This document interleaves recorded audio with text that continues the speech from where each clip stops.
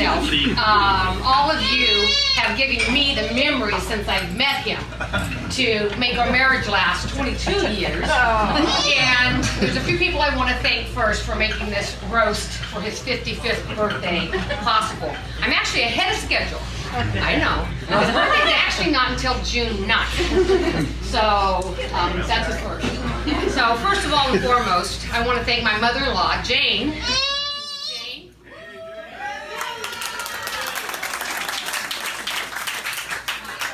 And Jane, have you met everyone in the room? Hopefully you will. And Jane, I mean, that's one of my fondest memories was when I met Chuck for the first, or his family, was on Thanksgiving. And after dinner, when Jane said, "Oh, stay seated." In my home, the boys, or the men, take care of all the dishes, and I thought, awesome. So in addition to Jane, there are a few other people. You'll be hearing from them hopefully later on tonight, but Chuck also has a North Valley wife, and that's Junior Fonzie, and a South Valley wife, and that's Michelle Schultz, and then he has the Coastal wife, and that's Pam Hubbard. You knew Chuck longer than I have, so they're all responsible in helping me keep Chuck on track through all these years. And how's that working for you? Yeah. And what I'd like to do now, and I encourage all of you to think about your memories, because I think Chuck might need his memory sort of jogged because he's a little overwhelmed right now. First, I'd like to introduce my Aunt Diane French, and my sister, Debbie. So we're going to start off the roast with a little memory that we have from when we went to Italy with Chuck and Ellette, and my late husband Ron, and Debbie and Ron. And we got to experience with Chuck his first taste of grappa. As you know, Italy has a lot of very, very good wines, food, and limoncello, but they also produce grappa. Grappa is made from the seeds and stems and skins of the grapes, and it tastes like turpentine.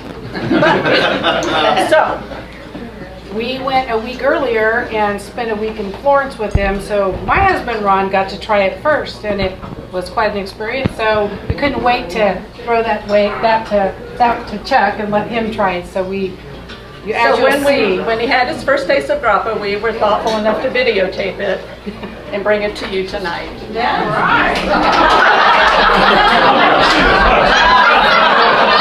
It's the same shirt.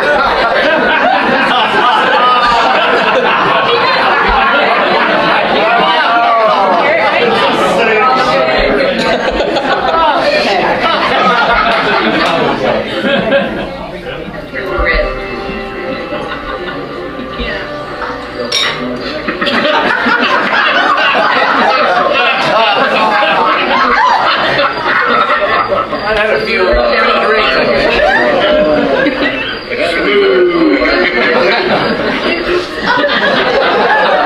We don't have that tonight now, do we? I'm sending you your guys'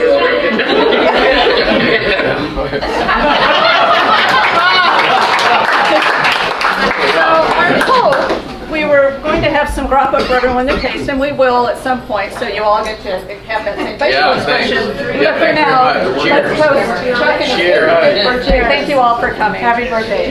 Happy birthday, Chuck. Cheers. Okay, we're done? That's it. Chuck and I met right out of college. I'd moved into the area. I was not a local. And we met through YF&R, Young Farmers and Ranchers. And we decided we were going to have a shish kebab party one night. And if you do shish kebabs correctly, you have to marinate it the night before and get plenty of wine and onions and other seasonings involved in it. And it has to age overnight before you cook it the following day. So we invited Chuck over, and we said, Chuck, we got to cut all these onions up. And Chuck says to me, he says, he says, I know how to do this. He goes, I know how to do this without crying. And I said, really, Chuck? I said, nobody can cut onions without crying. Did you bring goggles or something? He goes, oh no, I got something better. He says, do you have saran wrap? And I said, saran wrap? He goes, yeah. And I go, yeah, I got some saran wrap. I got maybe going to cover the onion, slice it. But he says, no. He says, He says, you take the saran wrap, he says, and watch. He says, he holds it, he rolls it. I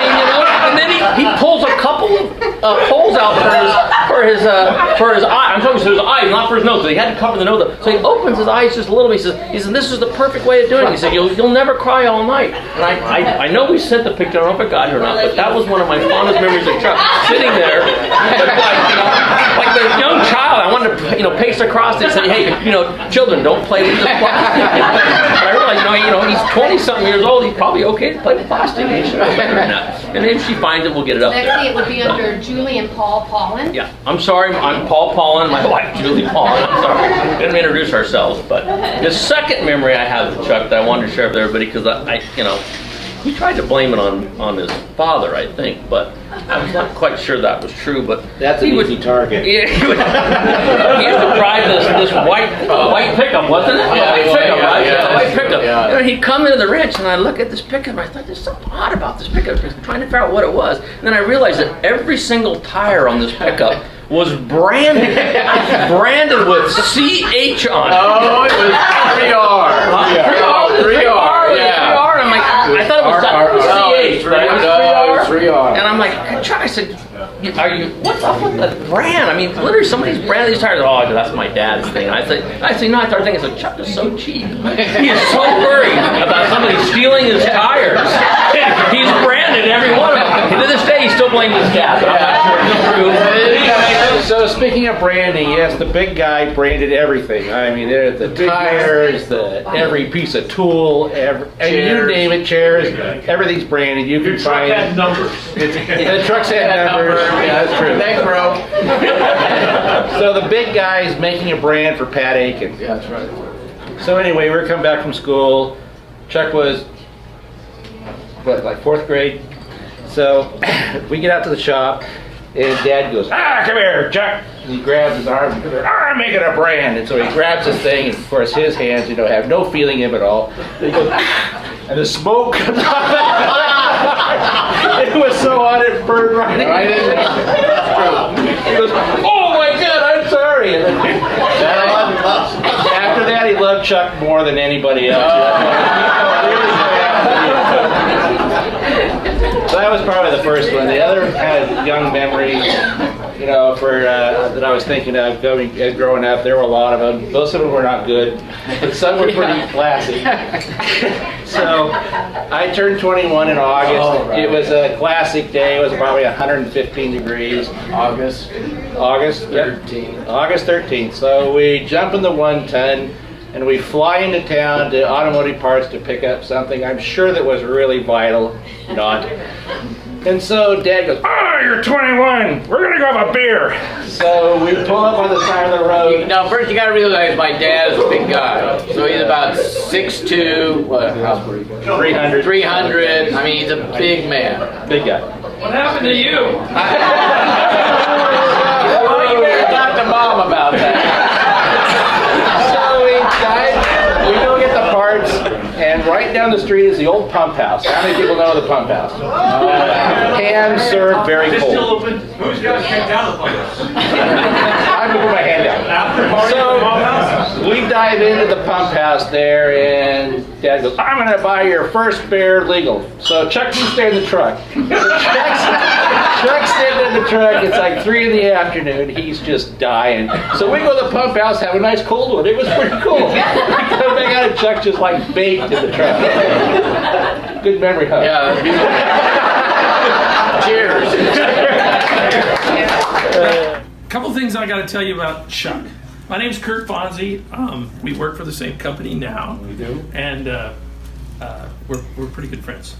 But one thing about Chuck is he's got a lot of secrets. They're all right He's here. got a lot of secrets. And he's notoriously cheap. Right? Would everybody agree on that too? First of all, you're his brother, right? Yeah. What I want to tell you, I met you now. My name's Kurt Fonzie. Nice to meet you. But I'll tell you, since I've known him there's nobody in this world that he loves more than you. I'll tell you that right now, because I haven't met you, but we've had so many good discussions about him and his brother. So I want you to know that. Just somebody from the outside saying that. You guys are tight. I know that. That's because when we travel, Chuck has like $3. And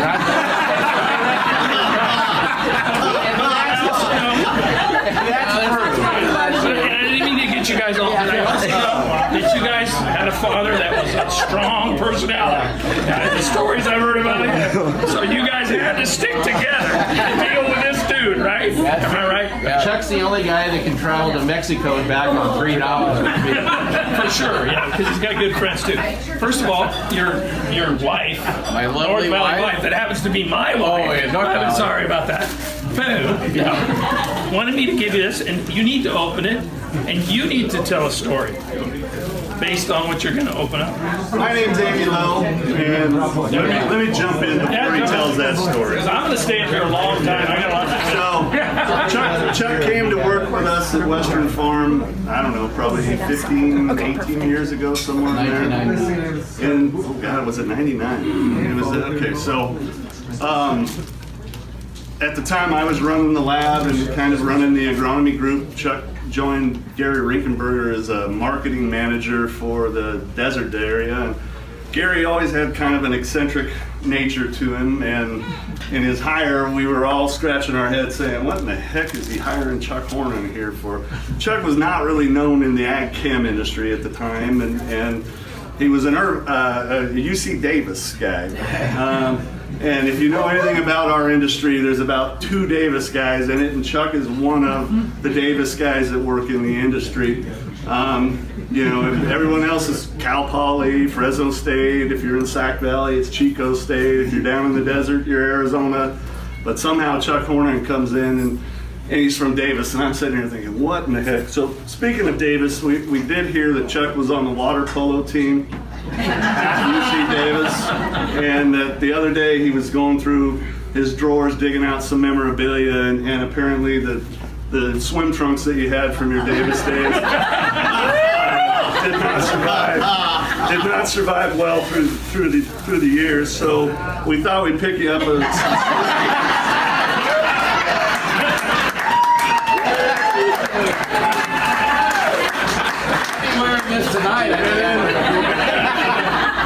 half of my money goes to Davis right now for my daughter. I got Chuck. We got Chuck. You see this? So Chuck comes on as the marketing manager for Rinkenberger, and one of his jobs is really to entertain all the sales staff as the marketing manager. That's one of your chief roles. And so Chuck sets up a trip to go fly fishing in Montana with the manager and the management of the Southwest Division at the time, which was Chuck's area. And so when you set those things up, you know, you set a late September date, and you think, you know, it could be 100 degrees out or it could be snowing out. Well, the particular year that Chuck went, it happened to be one of those sleety, snowy years when they're out fishing.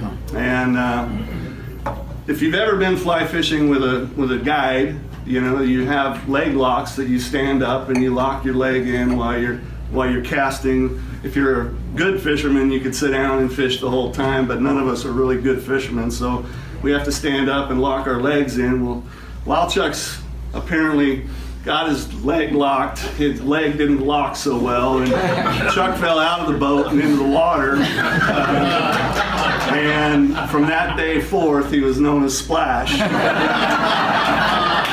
within the Western Farm Service ranks, and that's a nickname that has standed the test of time. So hopefully that will lead into your story there. But one more story from Chuck over the years that we've been blessed to do a lot of trips in our industry, and Eddie can speak to that. And you get a lot of relationship type stuff. And when we were younger, Kurt and Chuck and Alette and his Kurt's wife Dunya and my wife we decided we were all going to CAPCA for the meeting down in Anaheim, which is an industry meeting that we have down there every year. So we decided we're going to set up a dinner for all of our families to get together with the kids, and we had 2 you had your 2 and you had your 2. So there was 6 kids and all of us, and we're at the Rainforest Cafe. If you've ever been down there in Anaheim at the deal, and we're having a great time drinking and well, Skylar tended to be a little bit of a wanderer. Is he even in here or did he wander off? Skylar tended to be a little bit of a wanderer, so he was up looking at the fish tanks, and Chuck's like grabbing him, bringing him back, and he's over there and he's looking at the gorilla going off, and well, next thing we know, nobody can find Skylar, and so we're all frantically looking floor to floor for Skylar, and eventually we shut down the Rainforest Cafe, so nobody can leave the Rainforest Cafe without walking past Owlette to make sure they don't have Skylar with them. Well, Chuck knew that Skylar was a little bit of a wanderheart, and so he goes, let me go check over back by the hotel, which was a quarter mile away from where we were, and Skylar was probably 4 or 5 at the time, right? And so, fortunately, Chuck found him over there looking at the boats at the. I have to correct that story. Oh, Chuck and Anton went outside to look for Skylar, and Skylar came running at Chuck and Anton and said, "Where's Mom?" And he came into me and said, "I told you I was going to the water." I thought it was the fish tank in the restaurant. No, he went out the door, across the street, back to the hotel, and tried to get into the pool gate. And he came back looking for us. Hey, we're really good parents. I want to let you know. We really are good parents. Father of the year!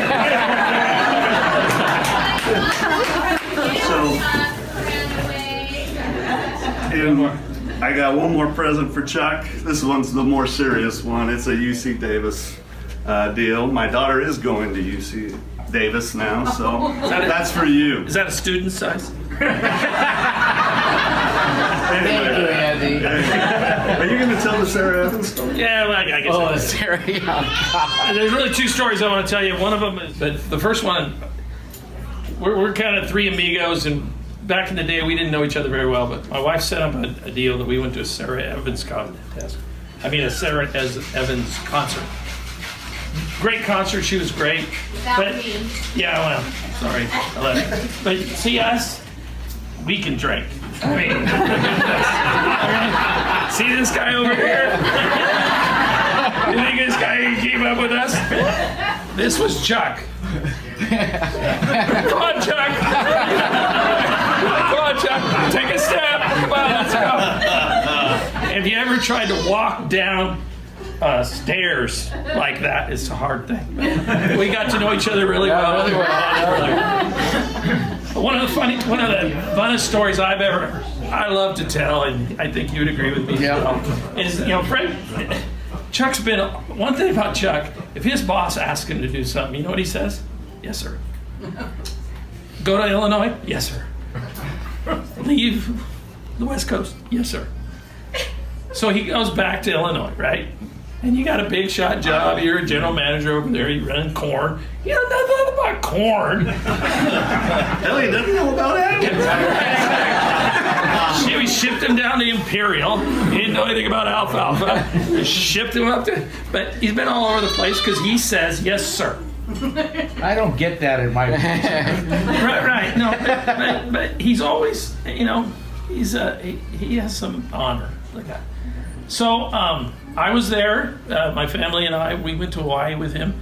The day I remember on the beach, right? Yeah. We sat on the beach and he said, "Kurt, I'm going to Illinois." And I'm going, "You sure you want to do this, buddy?" And he was excited about it. So for us in California, it's just a total different kind of business and total just only corn, soybean. And he took it on and he was going to make it work. And with our company, he was going to do what the boss asked him to do, and he was going to try to be successful. I went back there to visit him because we're good friends, and actually I was your surrogate husband there for a couple days because Chuck's so busy he can't go look for a house with his wife. So there's a lot of people in that Alpha that really think that I'm your husband, right? Yeah, that's true. I went and visited him and he blew me off to go work. And I'm with Owlette, which is a lot better deal. But we're out looking for houses in Alpha. And one thing about Illinois is kind of interesting. It's Alpha, right? Alpha. They have a bowling alley in Alpha. Oh, yeah, that's right. And I asked Chuck about it. I go, bowling alley in Alpha? I mean, it's like, there's like 40 people in that. He goes, yeah. And I go, they got a bowling alley? He goes, yeah, 3 lanes. And I go, 3 lanes? I go, you go there very often? And he goes, yeah, we bowl there once in a while. I go, can you have a beer? And he goes, no, because it's the dry town. I go, how about a gin and tonic? No, you can't get those either. Yeah. So, it's a totally different world. Little tiny town.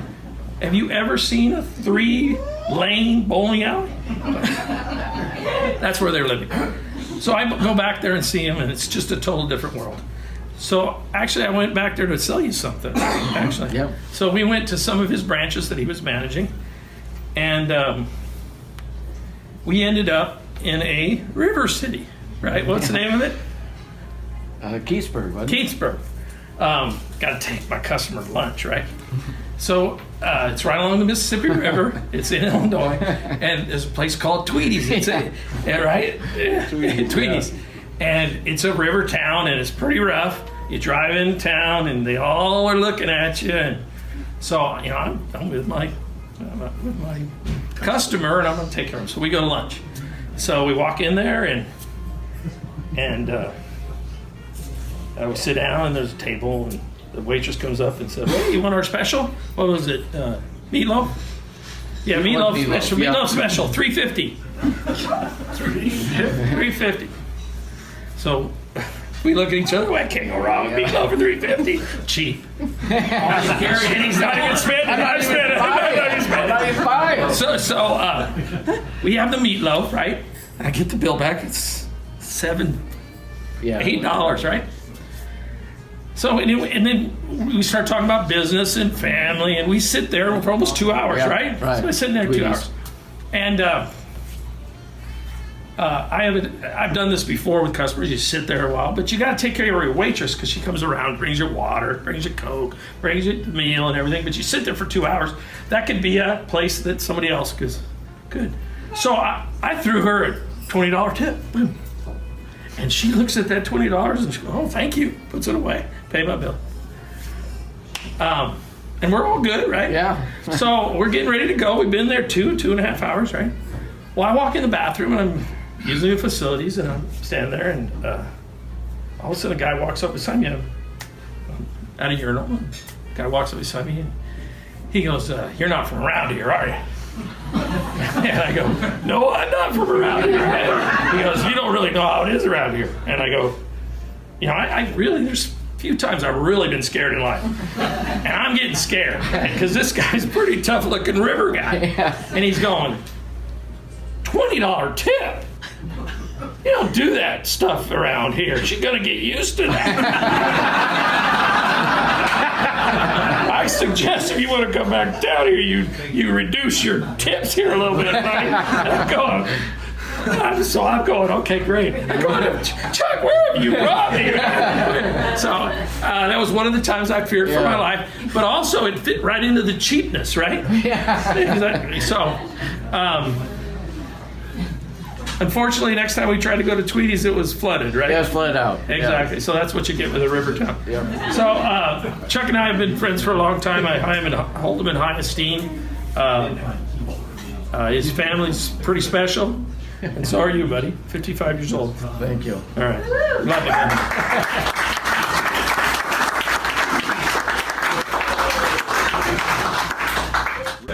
When I got out of college, I took a job with Soil Solutions with Craig and Chuck, and had worked there for probably about 1.5 years, maybe. And we were being pretty successful with the company at that time, and but everything was word of mouth, and very little, if any, advertising.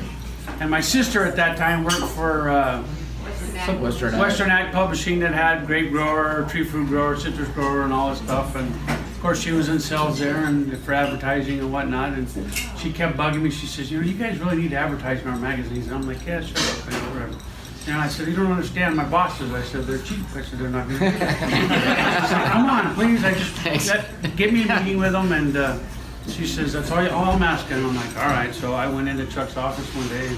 Hey, Chuck, haven't met my sister, but she works for Western Ag Publishing, and she really would like to come in and try to sell some ads. And I thought, kill two birds with one stone, get her off my back, and maybe we'll get some advertising out of it. And so she ends up, they set up the meeting, and comes and she does her spiel and whatnot, and we actually got an advertising ad, and but then, I started noticing that she was coming around a lot more often, and then instead of meeting in the office, they were meeting for lunch, and then one weekend my sister was gone, and because we kind of kept close touch, and Chuck happened to be gone. I think it was that weekend too, and so I'm like I wasn't too bright, I guess, at that time, or it might have been alcohol, truthfully, more I needed at that time. And so then finally I kind of made the connection, and I went into Chuck's office and I said, Chuck, we sure spend a lot of money on advertising. And I'm like, my sister's not that good of a salesperson. And I said, your meetings are turned into lunches and dinners and traveling and all that. I said, are you sleeping with my sister? Like a deer in the headlight, Okay, let's get that out of the way, all right? But anyway, that's kind of how we met. So, one other little story, and Travis reminded me of it, that we set goals every year in selling these gypsum machines, and Chuck had put a goal on us that we couldn't sell 50 machines by the end of the year, and so Travis and I were working together at that time, and by God, come the end of the year, we had sold our 50 machines, and the deal and the bet was that if we did that we would get to play around at was it Pebble, yeah, because Soul Solutions had some machines over there treating the golf courses at that time, and I'll get you guys on there and everything. So if I remember the story correctly, and I think Travis does too, that got us a date and everything. We were going to go play Pebble, and we get over there to go play Pebble and tell them who we are, and they got no clue who we are. He never even said it to you. I wouldn't do that. Well, you got the wrong date. Oh, maybe that was it. Yeah. Wrong soil solution. I don't even remember. That's about right. No, he can set it up for you now. We'll get that taken care of for you, Rod. Only a few years later. Are you sure it was Pebble? Maybe it was Valley Oaks. It could have been. It's probably Oak Patch. This is true. No, but Chuck, happy birthday. It's been great having you as a brother-in-law, and I'm glad that we got you a good surprise. Yeah. Everybody, Merry. With both of you here, because the way I remember the story, yes, the beginning was true, selling advertising, but then Chuck wasn't in on the meeting. It was Craig and whoever your other guy was at that time. Jim. And so Chuck wasn't in the meeting, and I think we got the ads, but Chuck, you asked me, hey, have you met my other boss? And I said no. So I went into Chuck's office, and when there was that chemistry, and so we started talking, and then I said, well, he said, I have to go to my sister's wedding. So Stacy, it was the year you got married, and at that time I said, well, if you're not doing anything in a couple weeks, I'm going to be having a birthday party for Rodney's niece. Rod says, oh man, and I had a potbelly pig. Her name was Teardrop. And so, Rodney just walked out, totally embarrassed that I even brought up the fact that. Did you guys like the pork, by the way? So 2 weeks later, I have the party, and there's certain aunts that I think one's in the room that actually brought my potbelly pig a birthday present with the card. So anyway, but Teardrop proceeded to eat the plastic bag with the ears of corn, so I was on all fours trying to get it out of her mouth. I look up, and Chuck's standing there. It's all family, mind you, so then I'm looking around, where's my brother? He wasn't anywhere to be seen. So I went up, I said, what are you doing here? He goes, well, I had never been invited to a pig party, so he said, Rodney's not with me. And right then I thought, wait a minute. He came for a pig party? So, and that's how it all began, because of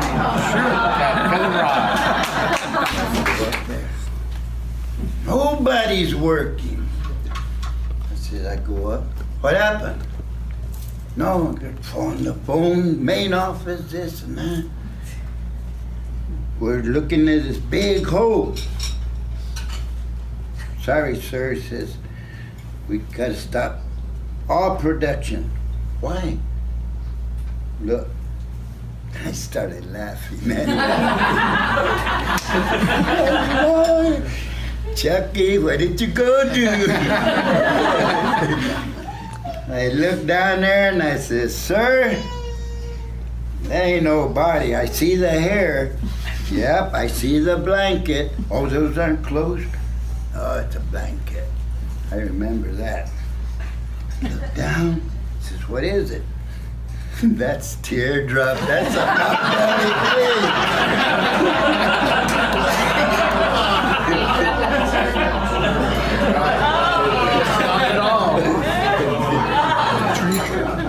because they said, are you sure? I said, yes.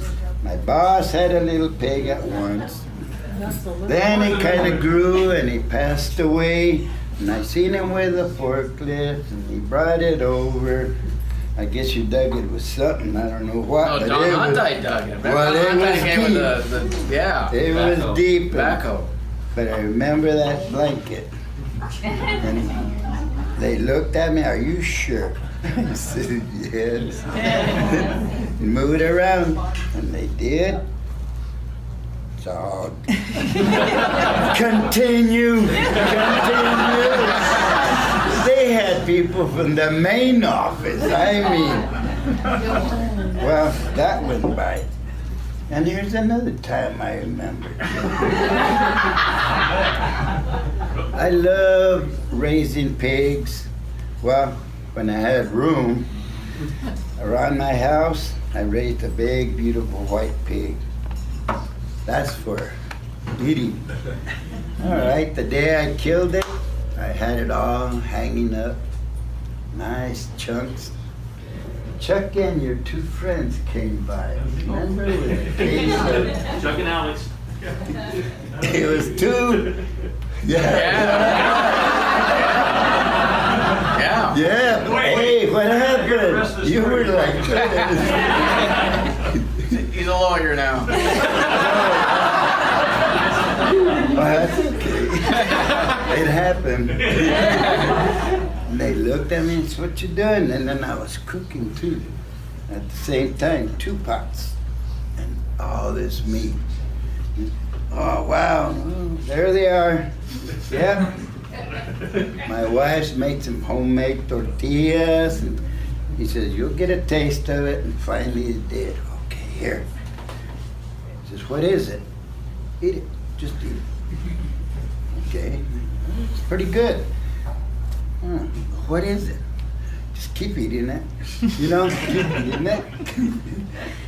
And finally, they finished. They said, oh, that was really good. Huh? What did I tell you it was?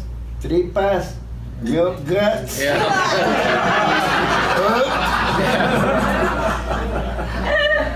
Then he keeps on drinking, and all of a sudden he says, oh, gotta go to the orchard. And I said, don't run. What did he do? You ran. What happened? The dog. We had a dog that didn't like nobody to run. Like me. Yeah. And it's been fun working for these people, and I'm gonna continue on. Right? The Rayo Ranch. And for those of you around here, you may have heard of that. You know, the McCracken family owned it. It's north of Ivanhoe. It's about 2,000 acres of citrus. Good year. Good year. Right. Yep. And I started out there in '85, and it became pretty quickly evident we needed some help. I mean, we had a lot of good guys, but we didn't have anybody could add 2 and 2. And so I don't remember fall, spring, 86. 86. Anyway, It was June. I hired Chuck out of school. Yeah, right out of school. Yeah, it was like I hired Chuck out of school. And Chuck then looks much as he does now. Not quite as gray. You know, his had a little more alkali and spots in the beer, but he looks better. You know, James works, he's ready to go. He's a work guy. We interviewed several people, and I told the general partners, I said, this is the guy we need. Well, how do you know? Trust me. He looks like it, he acts like it, he's the guy. They said, okay, bring him on. So we did. And as we're going through, we're learning things, and all the different, and they have, it's a riparian water system out there, comes from Wood Lake through Wachumna. I mean, the flows are real different. Everything's, as much as a lot of you may know about farming, the way that deal runs is very different. And so we had numerous discussions of different things. And on the property, on the north side, there's a packing house out there. And on the north side is a big ranch house that used to be where the partners would stay when they would come to check on the operation, you know, once every 2 weeks. And occasionally we'd go out there and have meetings to go over everything. And so one time I said, Chuck, they want you to come to the meeting. He goes, me? I said, yeah, you come with us. And we're going through things, and I haven't heard you say these things in a while. But Chuck had these expressions, verbal expressions, that sometimes you kind of go, what? And one of the first ones when we were in this meeting was talking about these things that the partners weren't quite expecting to hear. I'm explaining it to them, and they said, well that's it's not quite what we're thinking about. And Chuck said, oh my. Did you do that? Give us the oh my. Oh my. Like, who says that? And then we go on, he goes, oh, that's a dandy.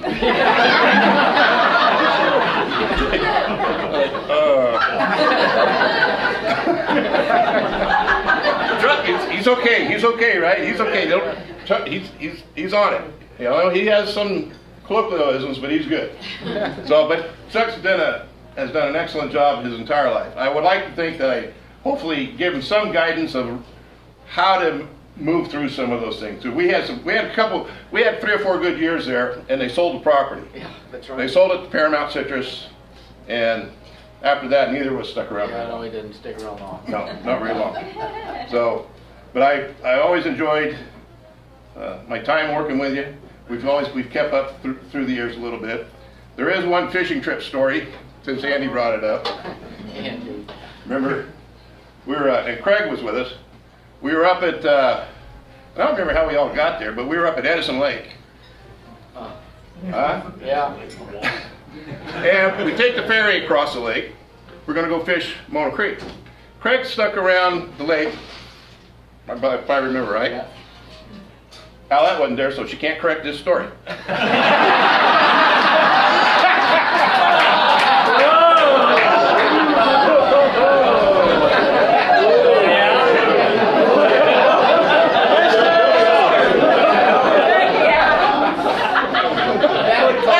I didn't use that. I'm sorry. That would call for an oh my. Oh my.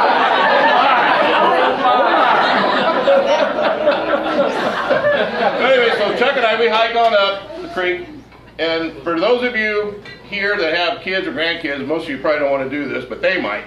There's a footbridge up 4 miles, 3 miles, 5 miles, somewhere. There's a footbridge that crosses the creek up there, and so we utilized the trail and crossed the bridge and went on up, and we start fly fishing.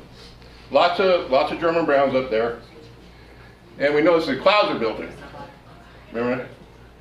They're getting bigger, darker, like, hey, we got graphite poles. What do you think? I don't know.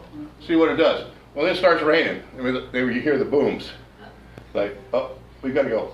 So we run over this, under this lone big tree. I don't know if it's out survived the drought yet, but there was a big tree, and so we're hiding under it, and it just starts pouring. And it's coming down, coming down. You know, a lot of times thunderstorms, they'll quit. Well, this one wasn't. And then it starts to hail.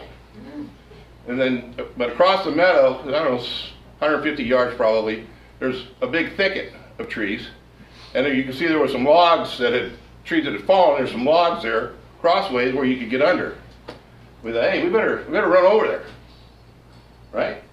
So we run across the meadow, we crawl under the logs, and we're thinking how lucky we are that it's going to take, if this keeps out, it'll be a while before the water runs down the log and starts dripping on us again.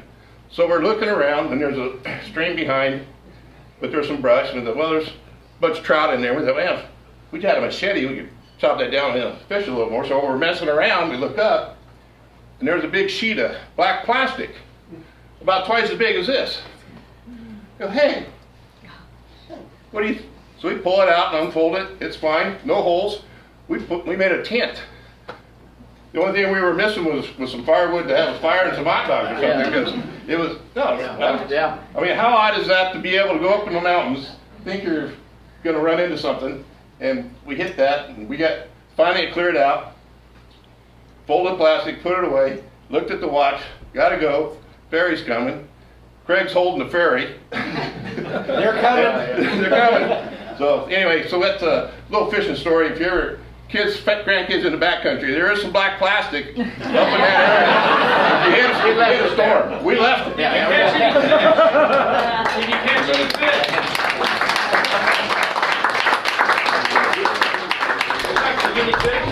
I thought, well, I don't have any memories of Chuck, but I can roast him.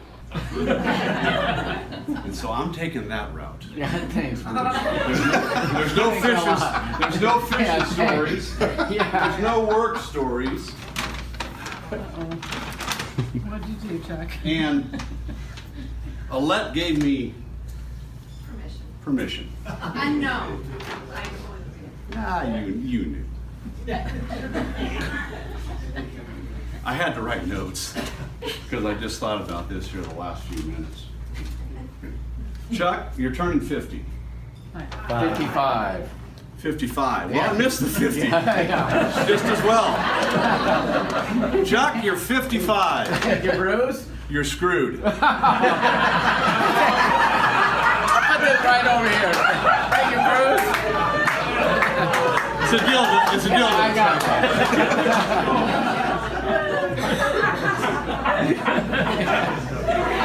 There's a lot of things. Alette, I told you. I forewarned. There's a lot of things you can do when you turn 55. I mean, there's a lot of things you can't do anymore. That may be one of them. But this is some reading that you're going to want, because you can't do that. The Penal Code of California, 1941. Where the word penal came from, I don't know. However, it may have something to do with that. I'll need this for the boys. Yeah. Penal Code. Already read it. He wrote it. Yeah. If you can't do that and you can't read, you can drink. You can drink. You can always drink. All else fails, drink. Okay, good, Bruce. And if you drink enough, you're going to need...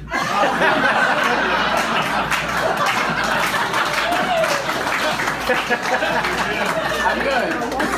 Keep drinking. By tonight, just put them on. I'm telling you. Put them on. Richard, I could have used these.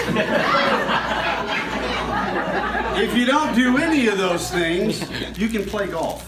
Oh, no, I can't. Yeah, you can. And so here's the golfer's dilemma, though. You're on the 17th hole. It's a club championship. You're tied with your competitor.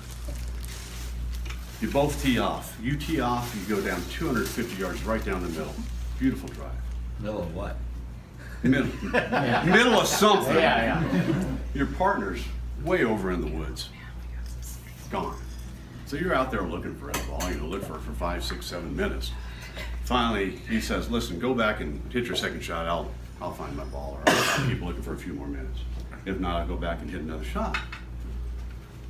Well, so you go over to your ball and hit your shot. It's 12 feet from the hole. Nice shot. About this time, you hear from the woods, "I found it, here it is!" And out comes the ball. He hits this shot. It's a foot. It's a foot from the pin. So now comes the dilemma. With the cheating bastard's ball that you have in your pocket,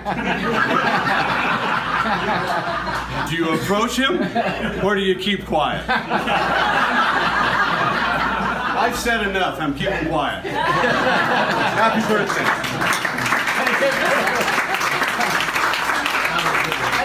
Not knowingly, we hooked up, and I'm going to go the opposite side of the roast and say, what a blessing it's been to have Chuck as my neighbor. And the last 5 years, well, yes, that's the much better half of Chuck is Alette and her boys, and what a great family they've been to us and come to know over the years. And so I want to thank you. You didn't know you had an HOA when you moved in, but we made sure it was known. We have one now. They drop letters off, and, Yeah. and they make sure our yards are in perfect condition. And it's tough keeping Chuck on the up and up in that category. If anyone went there last week, they know when it needs to happen, they'll get it done. And that's one of the things I love about Chuck. He is definitely a go-getter, and it's been an honor to know you. And look forward to many more years. Yeah. Thank you, Chuck. We've had the pleasure of knowing Chuck and Alette for a few years now, and Chuck's a customer of mine, and it's been a real pleasure. When people that don't know what I really do for a living, they ask me, they say, "Eddie, what do you do?" And I say, well, they pay me to call on my friends. And I said, the toughest decision I have to have each day is to try to decide where I'm gonna have lunch. But Chuck's been a really great customer, a great friend. He cares about you. And so it's just been a real pleasure. The funny little story that we decided to go to Front Sight in Nevada. And I don't know if you know, it's a defensive handgun training class is what they're famous for. They do everything else. But anyway, that's what they're famous for. So Chuck and Alette wanted to go. And so me and Trudy had been a couple times before. So we took them over and we did a 2-day class. And so it's grueling. You got to be there at 6:30 the first morning. I mean, man, you got a little time for lunch.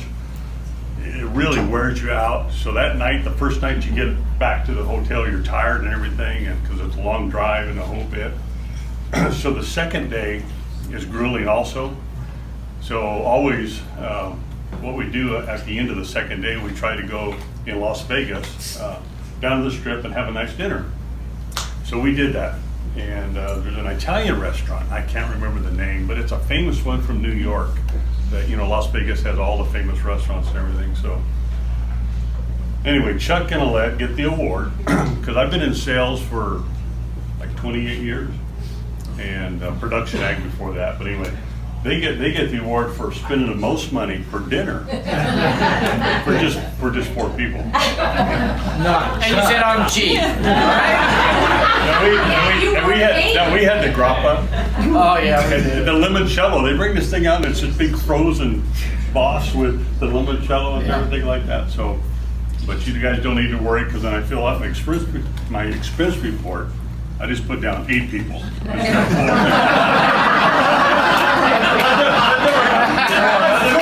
years of experience. It's only 300 a person. But as we get older and our hearing starts to fade a little bit, I don't know if any of you had the opportunity to play golf with Chuck, but the last time we played, we're out there and I said, man, it's windy today. And Chuck goes, it's not Wednesday, it's Thursday. I go, well, I'm thirsty too, let's go.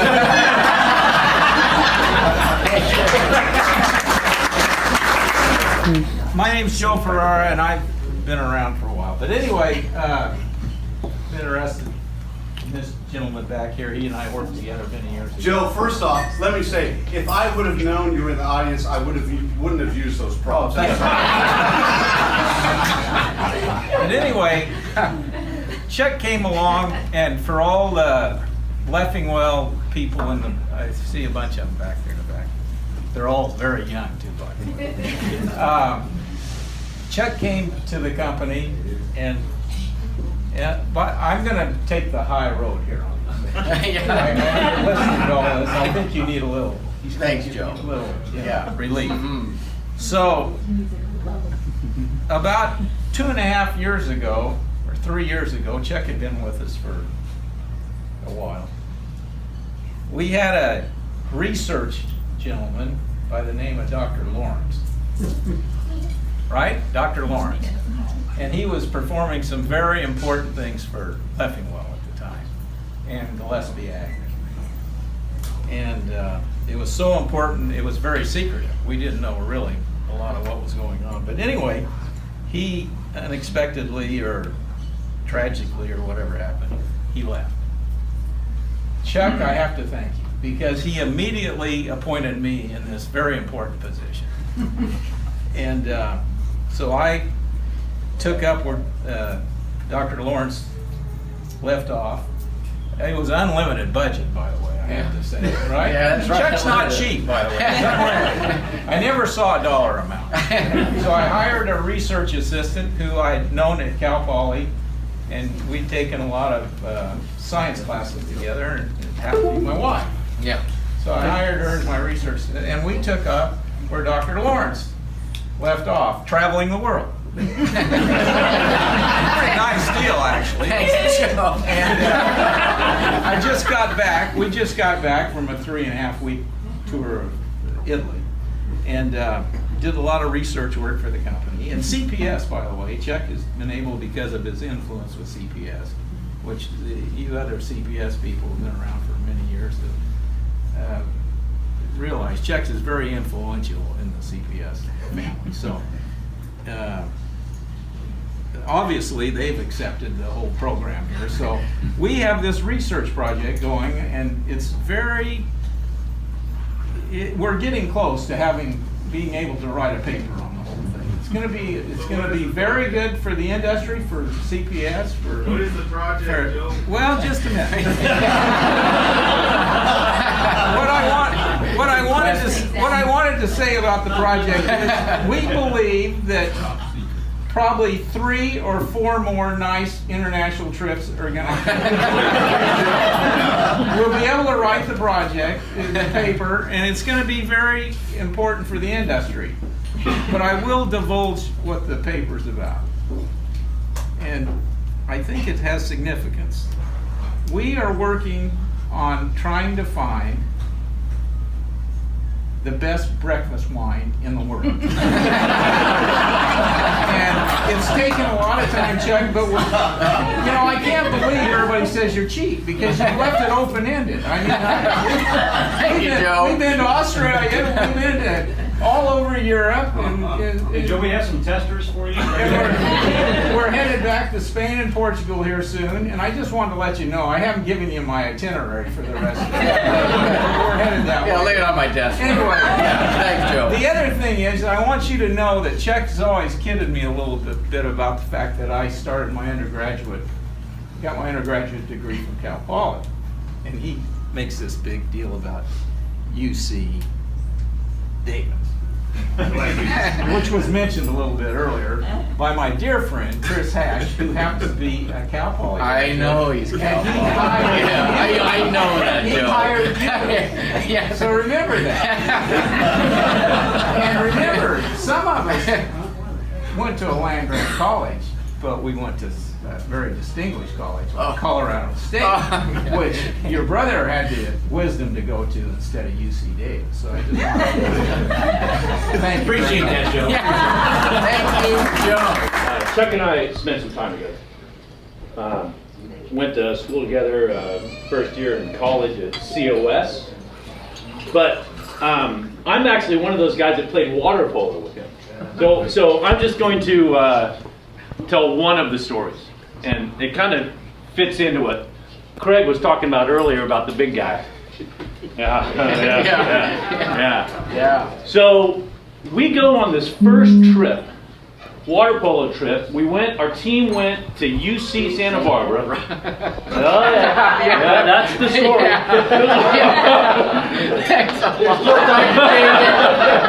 Yeah.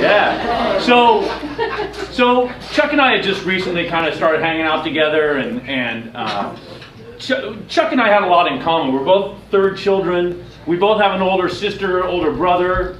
We both love our mothers. We both had fathers that we didn't really understand. You're here. So Chuck used to have to get up really early in the morning. Actually, I've known Chuck so long, Richard didn't have any gray hair when I first met him. So Chuck used to have to get up really, really early in the morning to do whatever Byron wanted him to do on the ranch before Chuck then started his life, right? So we go on this water polo trip, just a team, and we were all cheap back then. So we didn't get a hotel room, we camped out. Camped out. So we're camping out, sun comes up, everybody's kind of waking up. Our first game, I think, 1, 2 o'clock in the afternoon, maybe that day. Everybody's waking up, everybody's kind of rustling a little bit, getting out of bed. And Chris said something about like the colloquialisms that Chuck has. Well, there's one that I totally remember. And so everybody's getting up, everybody's going out, finding some breakfast, and all of a sudden in camp, it's just Chuck and I. And so I start to get out of my sleeping bag, I'm hungry, and Chuck goes, "Oh, Rob, come on, just 5 more minutes." That's right. Chuck didn't tell time real well back then. I heard, "Oh, Rob, just 5 more minutes." I must have heard it 20 times. I don't think the guy ever slept in his entire life. Like, he was making it all up on that one day. Chuck and I didn't have breakfast that day. I think we had lunch. I think he played well. Oh, well, I think you scored 4 goals. Yeah, he looked good. Sharp. One more thing. Actually, this is a life lesson. The other thing that Chuck and I have in common is the size of our nose. And so the thing that Chuck taught me, and I don't know if he still does this or not. And I can't remember because I've adopted this, and it's so versatile, it's unbelievable. Whenever I go to a party and this was supposed to be a can of beer, this place is so swanky, they don't have beer.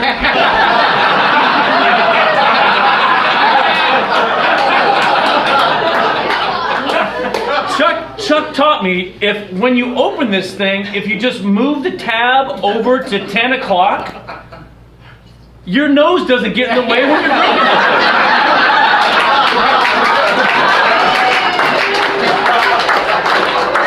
Plus, nobody else drinks your beer. So I've adopted 2 o'clock because I don't want to drink Chuck's beer either.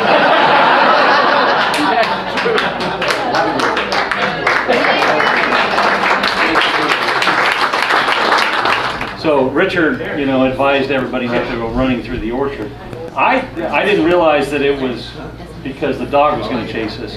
I thought it was because if I stood up at that particular point, I would fall flat on my face. Because we were sitting there, it was like 110, and there was chicharrones. That was a big chicharrone pot, right? Yeah, boy. Yeah, and these 2 gringos were sitting there drinking Bud, the entire afternoon. And if we stood up, it was going to be all over. And that's what I thought you meant, Richard. I thought that's what you meant. Don't go running because you're going to be tripping on your face. And so I took your advice. Chuck did. But I don't really remember getting home that night. I think we must have. But I'm Alex Peltzer. I knew Chuck from high school. And I'm much, much, much younger than Chuck. 2 years younger than Chuck. I got to know Chuck when I was like a freshman, sophomore in high school. We played water polo together. But I really kind of got to know Chuck more in college. He kept moving away and moving back, and moving away and moving back. That's what I did. I kept moving away and moving back. And this was on one of those moving back sprees. I was at Missouri, and came home. Chuck was coming home, and we said, as Roby might say, we were living large. We were living large. This is on a boat in Newport Beach. Talk about swanky place. And I think you can tell that this was a really swanky weekend for us to get away. Does anybody in the place know how you can tell that? Nobody? Well, I can look at that and tell we're in a really fancy place because Chuck's got his good white t-shirt. We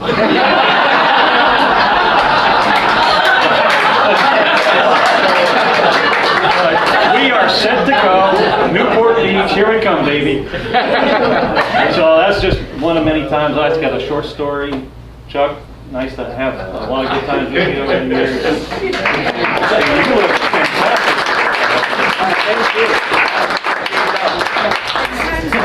When Chuck talks about the boys, he says, Ellet's boys. And she was going through some pictures, and these pictures were coming in, and so I want everybody to take a look at this over here. Just right here, side by side. Chuck. Yeah, I know. Sure. Skylar, can you come up here for a second? Yeah, he says they're not his boys.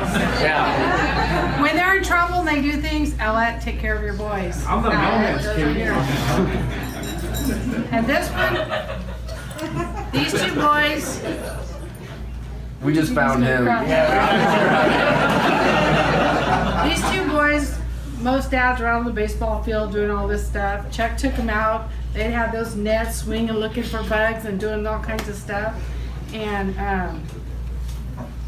I've watched them grow up to the young men they are today. And this one just graduates last night, and I just want to tell Sass and Chuck, you did a great job. And I'm so proud of you.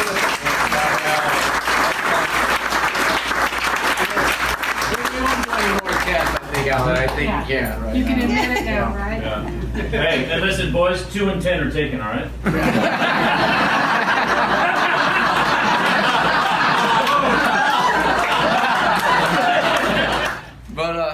But when Dad likes to let loose, you know, he lets loose. So, I remember one time in Oregon. Be nice. I am. It's a roast. It is. Anton, it's a roast. It is. That's what We're turning up the heat. Exactly. Wait a sec, Anton. Chuck's your food.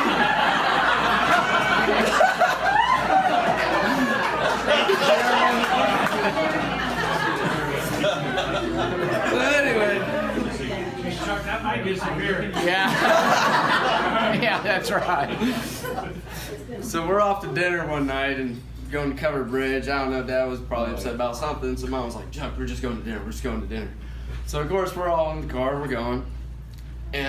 But before that, you know, Mom hooked him up with little brown cowboys. So that got him going a little bit.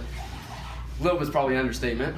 But anyway, so we get to the Covered Bridge Cafe and we order, and he orders his Cornish game hen. And so he's sitting there, and I look up and I see his eyes. This is all I see. Just staring at me. And I'm thinking, nah, man, nah. Because I know he's just intent. When he gets pretty drunk, just happy. It's just happy. And he's just staring there. And I know Mom, look at Mom, she's just, hey, your dad's feeling okay. Just let him ride it out. And I know Skylar too. Skylar, we're both looking at each other like, no, man, not the restaurant. So this course game hen comes, and immediately, no fork, no knife. It's straight up hands. Grab it. Hot! It's hot! And Bob's like, grabbing the thigh, and he just does it again. It's hot! It's hot! And then the worst part though, I remember they have the game on, and you know Boise State, they got a blue turf field. Smurf turf. Yeah, exactly. Well, that's exactly what he starts going on. Points at Smurf turf, Smurf turf.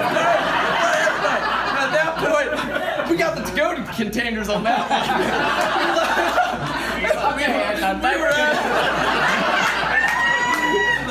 That was what I told you. I just have a really quick story because everyone's been bashing on Chuck for being cheap, and I myself have found that to be quite the contrary. So several years ago for Owlet's 50th, my husband and I were the honored guests to get to go to the Kentucky Derby, which was super, super cool. We had so much fun. And I just discovered a story that happened. When did we take Marie from you, Owlet? Do you remember? You were going to Oregon and no horses were going to Oregon. Right. So when was that? We moved to Oregon in '04. 04. Okay, so 14 years ago this story happened, and I never knew about it until the other day. So we took one of Owlette's horses. Her name was Marie, and she ended up having a lot of, I'll just say, foot problems. She got kind of lame, but she was so sweet, and my husband loved her, and we took her because we live in the country and wanted to have horses. And Owlette had this horse trailer. Was it her trailer or your trailer, the orange trailer? It was mine, but it was. It was ours. It was ours. So it was a Thank you, Rose. really old, ugly, orange, rusted out orange horse trailer. I still And have it. I heard that it got painted, I heard.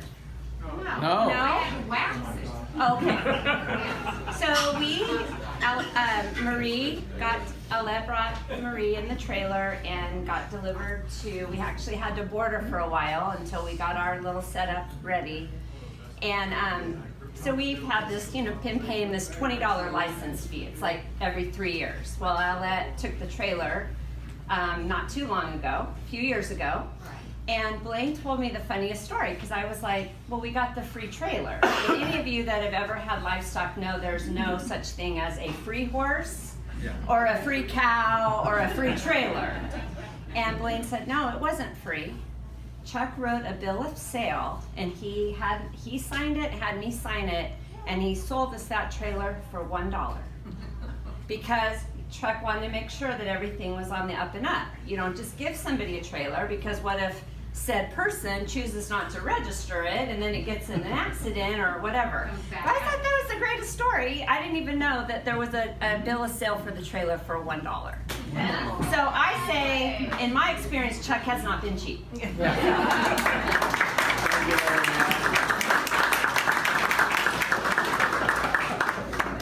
I am considered the South Valley wife. South Valley. Yes. And Owlette failed to say when she was doing her introductions that it takes an army to keep Chuck in line. So that's why we have the North Valley, the South Valley, and the Coastal, which earlier was the girlfriend. But now. And the other kid. And yeah. But I'm going to go back to a couple stories when Debbie was up here talking and how the boys look like Chuck. I have girls that are the same age as Chuck's boys, and then a younger one. Well, this one and the younger one are the same age as his kids. And he always said, we always talk about the stories about what I'm going through with my girls and how my girls are so much like his boys because he's going through the same thing with his boys. And Owlette and I talk a lot together, and I'll get the text, he's not in a good mood today, Michelle. Beware. And I'm like, thumbs up on my hour drive to work, okay? Because I have them all day at work and she has them at night. Sometimes, no. But I just want you to know that it's been great working with you. Chuck and I have worked together for many, many years. I was with CPS for 22 years, and he found me after he had left and asked if I would be interested in taking a job with Leffingwell, and at that time I was ready to make some changes with what I was doing in my life too, and so I decided to take that jump, and him and I have worked together for about 6 years now under Leffingwell, and then now we're back into the CPS world again, and we have lots of stories to share about that because we've both been through those transitions, and it's like we made a complete circle. But I just want you to know that it is cheaper to keep me than it is to let me go. I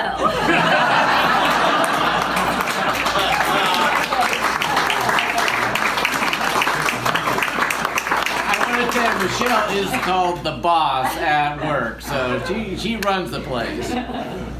One day, we had in front of the house we had a cement area where Chuck would ride his tricycle, which was probably about 3 years old. Anyway, all of a sudden he was missing. I thought, oh my gosh. Well, I couldn't find him anywhere. And then all of a sudden, Bob Baker came in with Chuck, the tricycle in his truck, and he was on his way. He was out of Ivanhoe onto the Save More Market, and he was going to Corcoran. Kind of long drive. On his tricycle? What about your parenting, Mom? Skylar got lost. That was fun. Skylar came by Yeah. honestly. Well, you know, the neat thing about that story, Jane, is he was on his way to Corcoran. And now how ironic it is, he went to Corcoran and everything happened from there on that is here today. Of course. I did not know that there were no horses allowed in Oregon. Because one night we went out to dinner, the four of us, and you had just come back from Oregon. And moved down here and checked. And Alette was having a little trouble adjusting. So we were talking, and it turned out that she wanted a horse. So I said, Chuck, you got to let her get a horse. And we shook hands on that. I remember that. We were at the ball game. That's right. And you were a man of honor, and she got her horse. So I got you one of your own.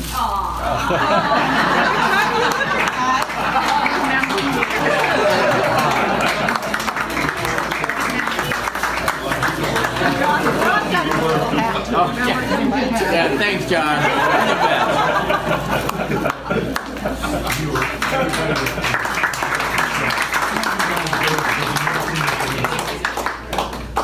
I have to quickly, Dunya gave this to me. We went to the comedian, what was the comedian's name? Seinfeld. So anyway, we were like a bunch of kids. I had, she got me a date. I wasn't there. Alette wasn't there. I got a date, I don't even know, I don't remember her name, doesn't matter. So it's Kurt and Dunya and this gal and myself, and so we're drinking this it was vanilla schnapps, and so she had a plastic bag. Hey Chuck, you shouldn't run after that either. Yeah,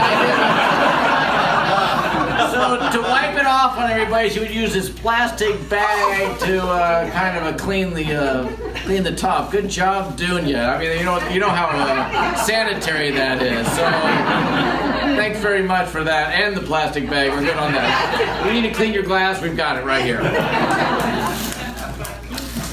And I'm not sure what this is for because I guess I'm so butt white. Is that what it's for? Yeah, I'm so butt white. So yeah, 50. That's a little bit light for me, but I'm okay. But thanks for coming, and thanks. I'm actually completely shocked. So, Alette, did you? Well, I wanted to explain how this all came about. Oh, okay. I mean, through the years, he's had a few extra hidden expenses since he's met me. From the wedding, and then the kids, and groceries, and diapers, and horse, and now college, and truck registration, and I heard tires earlier, whispering. Yeah. And so a couple years ago, he said, you know, Alette, and I forget what I was planning, he said, you've never thrown me a party.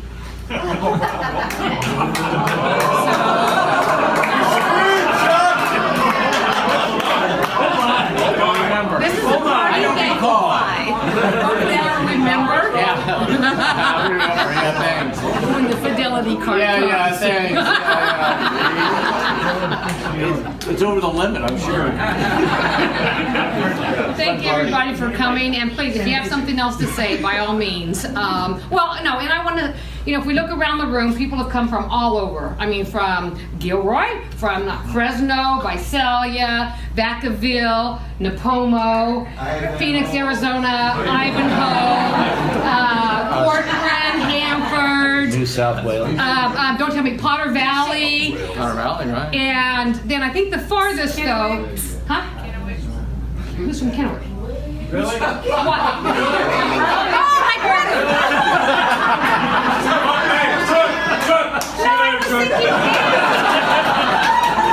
Ron Virginia.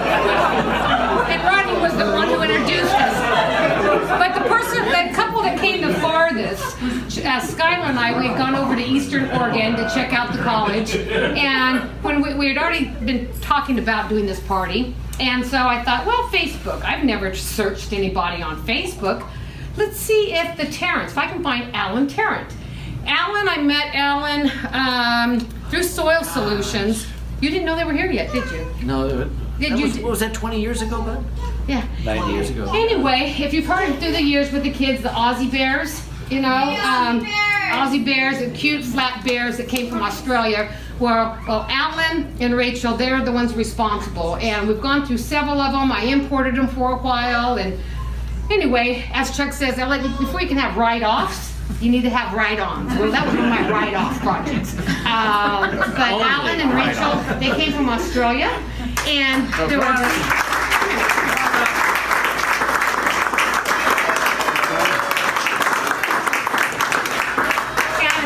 The surprise has been a challenge, but since Chuck doesn't listen to 2/3 of what I say, it's really quite easy. But Rach, she had sent me her itinerary, and he was on an iPad, which just goes to the Drudge Report or whatever that is, but he happened to see, he said, hey, I said something about Alan the accountant, and he said, Alan, hey, did you know that they're gonna be here? And I said, who? And he said, Alan Tarrant. And I said, no, when I talked to Rach, she has a cousin in Calgary. They're going to come, and they would try to come to the States. He goes, you better check. If they come at graduation, they're going to have to sit out in the heat for the graduation. We got to go there. So I texted Rach, and I said, he saw your itinerary. She goes, oh, no. On the bottom, I said, I hope Chuck doesn't see this or something. So that shows you how he pays attention to what I'm doing. Anyway, but so they've come from Australia, and then from here we'll go to Oregon, and then they fly out from Portland. But anyway, I want to thank everybody for coming, and please enjoy yourself.